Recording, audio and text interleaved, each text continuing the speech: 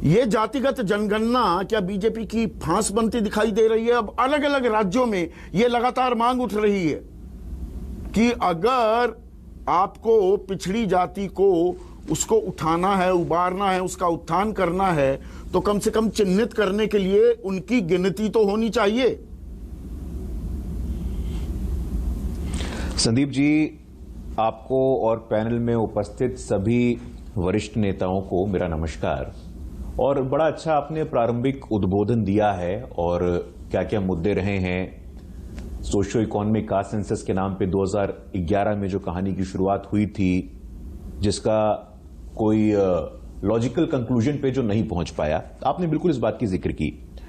स्वतंत्रता के उपरांत जातिगत जनगणना, जातिगत न्याय, समता, संपन्नता, इस विषय पे राम मनोहर लोहिया जी का अध्ययन है और उनका लेख में पढ़ रहा था। समता और संपन्नता के नाम से राम मनोहर लोहिया जी के कुछ अनपब्लिश्ड एसेज प्रकाशित हुए हैं। उसमें एक लेख में उन्होंने स्पष्ट कहा है कि समाज में जो अंतिम में खड़ा व्यक्ति है, सामाजिक न्याय तभी स्थापित होगा जब उसको प्रतिनिधित्व मिलेगा। और हमारे देश के इतिहास में पहली बार आदिवासी समाज की बेटी संविधान के सर्वोच्च स्थान पे पहुंची, राष्ट्रपति बनी, तो सामाजिक न्याय ये है। मेरा पहला आर्गुमेंट संदीप जी यही है कि जातिगत जनगणना, और मुझे लगता है कि इस पे आपको और बाकी भी पैनल में जो सदस्य हैं उनको विचार करना चाहिए कि क्या जातिगत जनगणना सामाजिक न्याय को नापने का एकमात्र मापदंड है। मैं ऐसा नहीं मानता हूं। सबको सम्मान, पहला पैमाना दिया, पहला उदाहरण दिया। एक सेकंड गुरु भाई, गुरु मेरा पहला इंटरवेंशन, आपने अच्छा उदाहरण दिया कि देश की जो राष्ट्रपति हैं वो अनुसूचित जनजाति से आती हैं। इससे बेहतर सामाजिक न्याय की मिसाल क्या हो सकती है? आप एक प्रोफेसर हैं, यूनिवर्सिटी में पढ़ाते हैं। सरकार के आंकड़े आपके सामने पेश कर रहा हूं। 40 सेंट्रल यूनिवर्सिटीज हैं, उनमें से एक भी पिछड़े वर्ग का प्रोफेसर नहीं है और ना ही एक भी एसोसिएट प्रोफेसर है। तो ये कौन सा सामाजिक न्याय है? मैंने बिल्कुल नोट किया संदीप जी, और मैं आभारी हूं कि आपने ये फिगर रखा है। आप ये भी बताइए कि आईआईटी में नहीं है, आप ये भी बताइए कि आईआईएम में नहीं है, और ये हम सब के लिए दुख और पीड़ा का विषय है। वाइस चांसलर्स नहीं है जितने होने चाहिए। सुप्रीम कोर्ट में एक मात्र 2 जजेस बने हैं सुप्रीम कोर्ट के इतिहास में, कोई प्रधानमंत्री नहीं बना है। मुख्यमंत्री कितने बने हैं? निश्चित रूप से सबको प्रतिनिधित्व मिले, सबको सम्मान मिले, हम तो यही चाहते हैं, लेकिन जो कुछ सामंती सोच के लोग हैं, गरीब का बेटा, पिछड़े का बेटा इस देश के इतिहास में सबसे ताकतवर प्रधानमंत्री है आज की तारीख में, क्या क्या अपमान झेलना पड़ता है। आपने तो संदीप जी गुजरात के चुनाव को अच्छे से कवर किया था, फॉलो किया था। जातिगत नाम पे नीच जाति क्या क्या बोला गया। तो ये सामंती सोच के परिचायक कौन लोग हैं ये हम भली बात जानते हैं, लेकिन कुछ बातें हमें स्पष्ट करने की आवश्यकता है। एकमात्र जातिगत जनगणना नहीं। अब दूसरा काउंटर, गुरु आपकी इजाजत से दूसरा काउंटर आपने प्रधानमंत्री का भी यहां पर जिक्र कर दिया। अब मैं दूसरा काउंटर, ये रोहिणी आयोग है जिसका गठन आप ही की सरकार ने 2017 में किया। रोहिणी आयोग क्या बताता है? 1,30,000 जो नौकरियां और दाखिले मिले पिछड़े वर्ग के छात्रों को और युवाओं को, उनमें से 97%, 97%, 25% पिछड़ी उपजातियों को मिले, यानी कि उन्होंने हथियार लिए, कब्जा लिए। 983 ऐसी पिछड़ी उपजाति हैं जिनको ना एक नौकरी मिली और ना एक दाखिला मिला, और 997 ऐसी उपजाति हैं जिन्हें 2.86% नौकरी और दाखिले मिले। तो ये तो और जरूरी हो जाता है। आप ही की बात को मैं दरअसल आगे बढ़ा रहा हूं कि पता तो लगे मलाई कौन काट रहा है और पिछड़ों में असल पिछड़े कौन हैं। वो बिना गिनती के कैसे पता लगेगा? जब एक अनुसूचित जाति और जनजाति की गिनती होती है तो पिछड़े वर्ग की क्यों नहीं? देखिए संदीप जी, ऐसा है कि इतना लंबा लंबा इंटरवेंशन करिएगा मेरे समय पे तो मेरे बोलने का समय कम होगा। मेरे बोलने के समय की राशनिंग आप इतनी कर देते हैं ना, मुझे इस बात से दुख होता है, लेकिन समझना चाहिए हमें।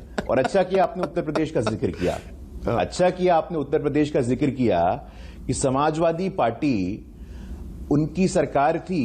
आप निकालिए ना आंकड़ा, कौन दरोगा था, कौन डिस्ट्रिक्ट में एडमिनिस्ट्रेशन में था, निकाल के देखिए ना। एक ही जाति के लोगों को सब कुछ मिलेगा क्या संदीप जी? सभी जाति के लोगों को समान प्रतिनिधित्व नहीं मिलना चाहिए? हम तो इस बात के पैरोकार हैं। और संदीप जी देखिए, देश जानता है, आज से नहीं, कल्याण सिंह जी हो, उमा भारती जी हो, शिवराज सिंह चौहान जी हो, गोपीनाथ मुंडे जी हो, अभी भी केंद्रीय मंत्री परिषद में ऐतिहासिक रूप से भारत के इतिहास में 27 ओबीसी समाज के मंत्री हैं। यह भी नोट करना चाहिए। 12 दलित समाज के मंत्री हैं, यह भी नोट करना चाहिए। 9 अनुसूचित जनजाति समाज के मंत्री हैं, यह भी नोट करना चाहिए। और बिल्कुल हम ये सुनिश्चित करेंगे, और आपके डिबेट में दावा करता हूं, वाइस चांसलर्स में भी, प्रोफेसर्स में भी, एसोसिएट प्रोफेसर्स में भी, आईआईटीज में भी, आईआईएम में भी सामाजिक विविधता हो। और हम तो लगातार कॉलेजियम के लिए भी बात कर रहे हैं कि न्यायपालिका इससे वंचित क्यों रहे। हमारा संदीप जी नारा है कि हम सबको समान प्रतिनिधित्व दिलाने में भरोसा रखते हैं। और इसीलिए मुझे लगता है कि पैनल में जितने भी लोग बैठे हैं, आपने अच्छा विषय उठाया। नीतीश जी पवार जी, नीतीश जी कहते हैं मैं 100 घोषित लोहिया का चेला हूं। अभी कुछ दिनों पहले उन्होंने क्या भाषण दिया, तेजस्वी मेरे उत्तराधिकारी होंगे। अरे भाई, ये अहंकार देखिए, उनका घमंड देखिए। लोकतंत्र में अपना उत्तराधिकारी कोई घोषित करता है क्या? लोकतंत्र में भी अब उत्तराधिकारी घोषित होने लगे हैं। लोहिया जी इस बात से बहुत दुखी होते अगर आज जीवित होते तो। मैं इतना बताना चाहता हूं। और देखिए संदीप जी, इतिहास उठा करके देखने की आवश्यकता है। थोड़ा विषयांतर हो रहे हैं गुरु, कि वो नीट का विषय थोड़ा विषयांतर हो रहे हैं। एक मिनट मुद्दे पर रहते हैं। एक आप ही तय करिए। आएंगे मोटी बात। आपने मेरे मूल सवाल का भी जवाब नहीं दिया। आपको मैंने पूरा वक्त दिया कि आप अपनी बात कहिए। तो जातिगत जनगणना में बीजेपी को दिक्कत क्या है? बिहार में सर्वसम्मति से प्रस्ताव 2 बार पारित होता है, आप 7 होते हैं। तो केंद्र की सरकार जातिगत जनगणना क्यों नहीं कराती? जो सेंसस चल रहा है उसमें जातिगत जनगणना से आप पीछे क्यों हट गए? 2018 में राजनाथ सिंह जो कह रहे थे, 2011 में जो परिकल्पना थी, जो सपना देख रहे थे स्वर्गीय गोपीनाथ मुंडे, क्या वो कोरी जुमलेबाजी थी?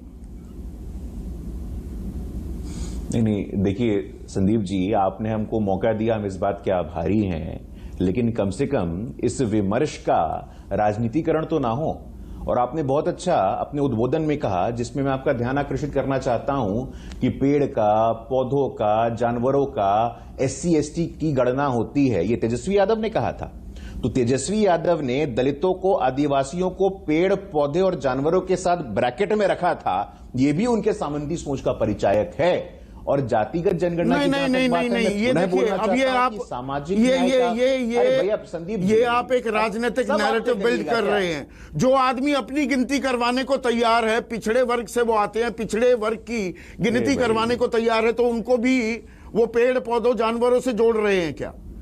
सवाल का जवाब नहीं दे रहे। बदल क्या गया 2018 से 2022-23 आ गया? दिक्कत नहीं, अब दिक्कत यही है ना कि नैरेटिव भी आप ही बनाइए। आपके सवाल का जवाब हमने दिया कि नहीं, आप ही तय करिए। विषयांतर हो रहा हूं कि ये आप ही तय करिए। कुछ दर्शकों को भी तय करने दीजिए संदीप जी, और दर्शक तय कर रहे हैं। 14, 17, 19, 22 में दर्शकों ने तय कर दिया है कि समाज में वैमनस्य फैलाने वालों को और एक परिवार को आगे बढ़ाने वाले को, शरद पवार जी का क्या इंटरेस्ट है, सुप्रिया सुले, अजीत पवार, नीतीश जी का क्या इंटरेस्ट है, तेजस्वी यादव, अखिलेश यादव का क्या इंटरेस्ट है, कनिमोझी का क्या इंटरेस्ट है, स्टालिन का क्या इंटरेस्ट है? समाज टूट जाएगा। देश की जनता को पता है, जातियों की जनगणना होगी, समाज टूट जाएगा। ना संदीप जी, एक परिवार के लिए इनके पास मौका था। बिहार सरकार का कैबिनेट उठा के देख लीजिएगा। तेजस्वी यादव मुख्यमंत्री, मीसा भारती राज्यसभा, तेज प्रताप यादव मंत्री, इनकी मां MLC रहेंगी। जातिगत जनगणना का क्या मतलब है? आप अपने पार्टी में जातिगत जनगणना करके देखिए ना। आपने कितने जाति के लोगों को प्रतिनिधित्व दिया अपने कैबिनेट में? एक भी नहीं दिया है। क्या आप ये शिगुफा छोड़ना चाहते हैं क्या? आपने अपने यहां जातिगत जनगणना में दिक्कत क्या है? जदयू ने समाज टूट जाएगा, समाज टूट जाएगा। अनुसूचित जाति जनजाति की गिनती से समाज नहीं टूटता, पिछड़े वर्ग की गिनती से समाज टूट जाएगा, सामाजिक ताना बाना उधर जाएगा। गुरु संदीप जी, आप अपने पैनल में आप बैठे हैं और आपके जितने पैनलिस्ट बैठे हैं उसकी जातिगत जनगणना करिए ना। कितने लोग यहां पे प्रतिनिधित्व मिल रहा है? हर बात पे जातिगत जनगणना का शिगुफा लेकर के आना ये ठीक नहीं है संदीप जी। निश्चित रूप से समाज के सभी वर्गों को